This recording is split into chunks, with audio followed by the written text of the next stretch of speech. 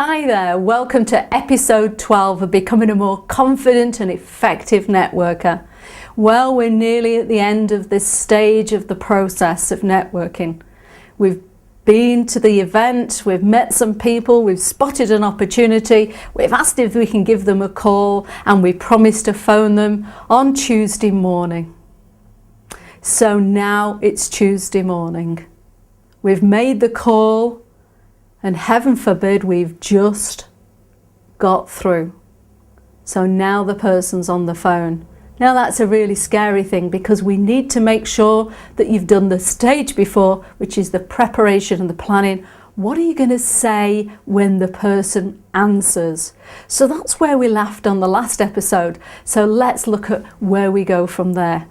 Okay, so it's Tuesday morning, you phone the person, you know what they did at the weekend, and you're all ready for that.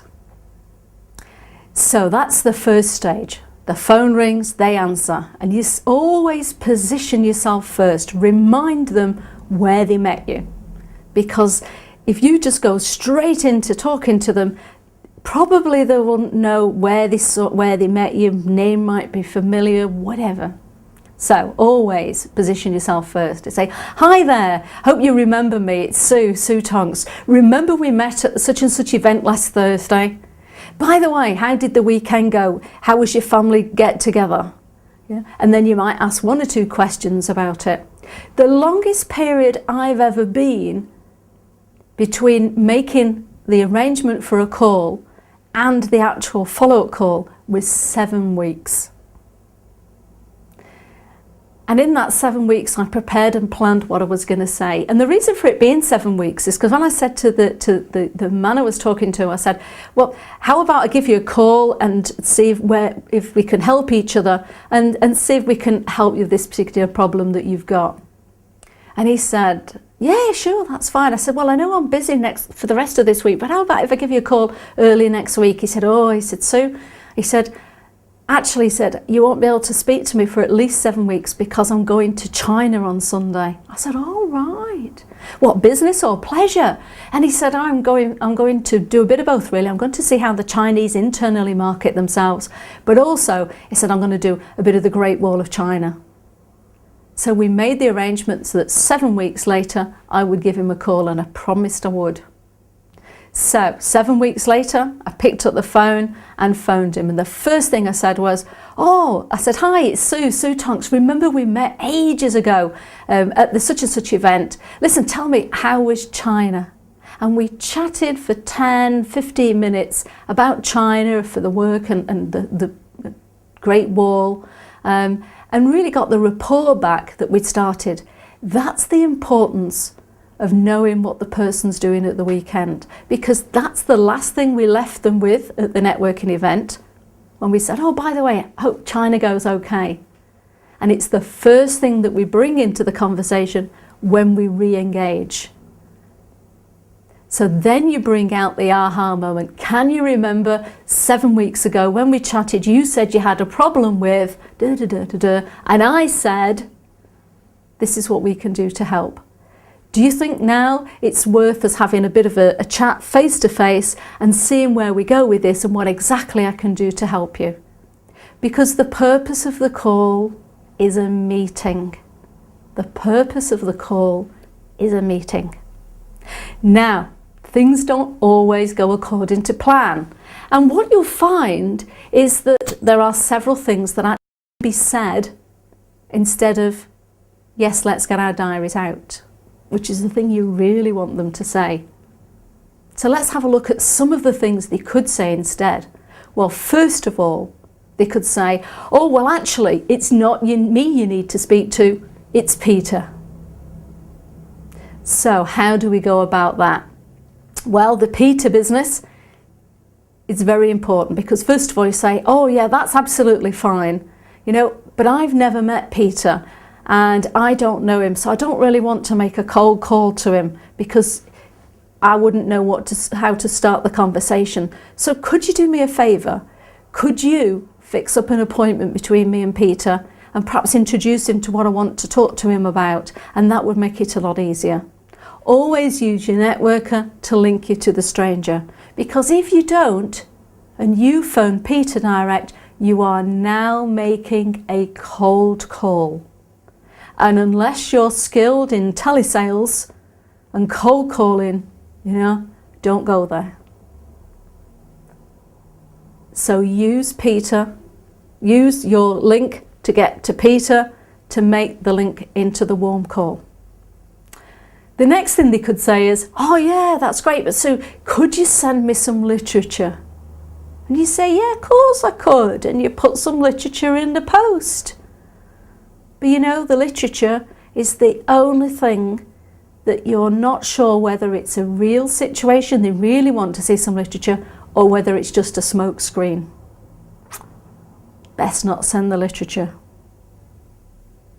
Let's show you what can happen if you do.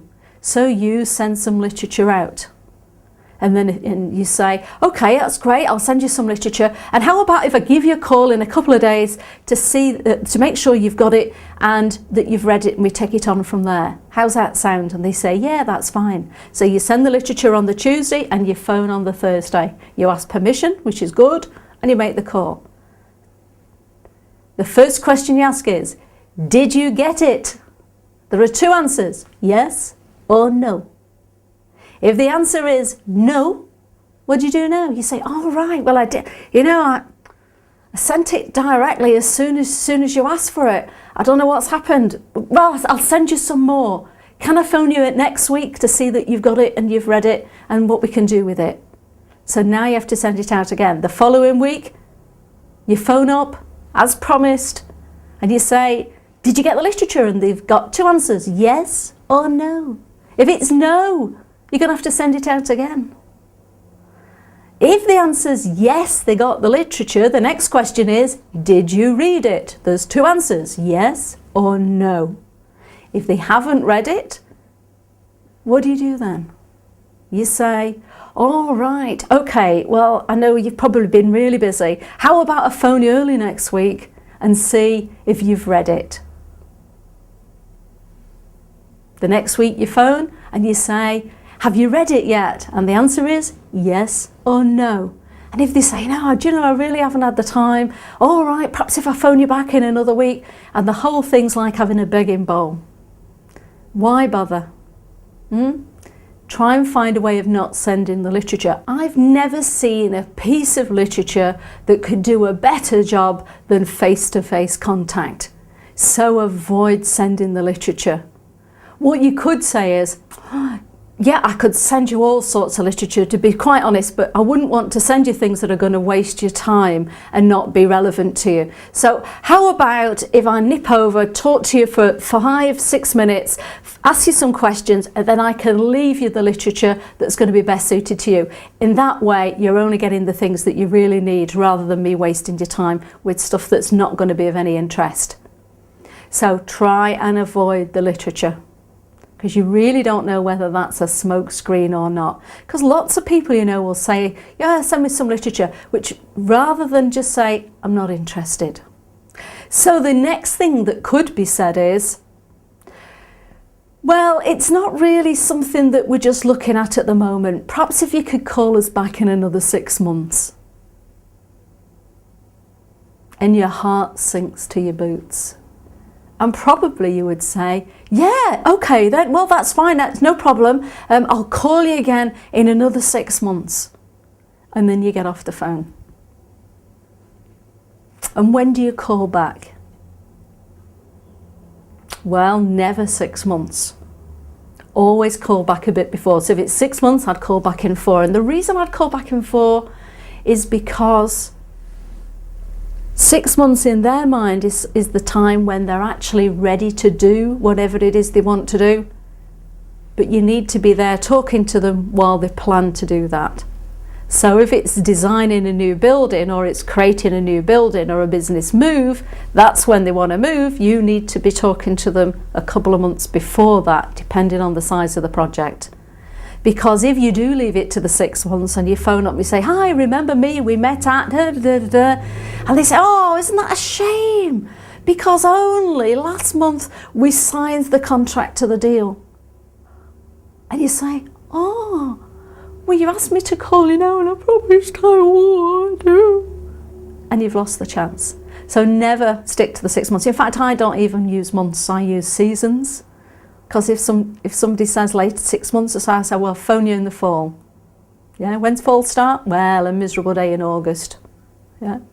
So never be direct on set a date. The final thing that could happen is they could say, well, thank you very much for phoning, but we're really not interested. And then your boots sink again. Always ask the question. Okay, that's fine, I can understand that, but do you mind me asking, since we met last Thursday, what's changed? Let me say it again. Since we met last Thursday, what's changed? Because something would have happened between you meeting them on Thursday and the telephone call to change the situation.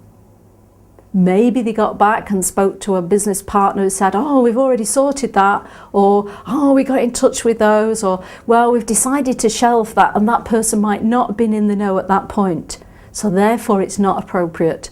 But always ask the question, what's changed? If you ask, do you mind me asking, then they're never going to feel pressurised and they'll probably want to help.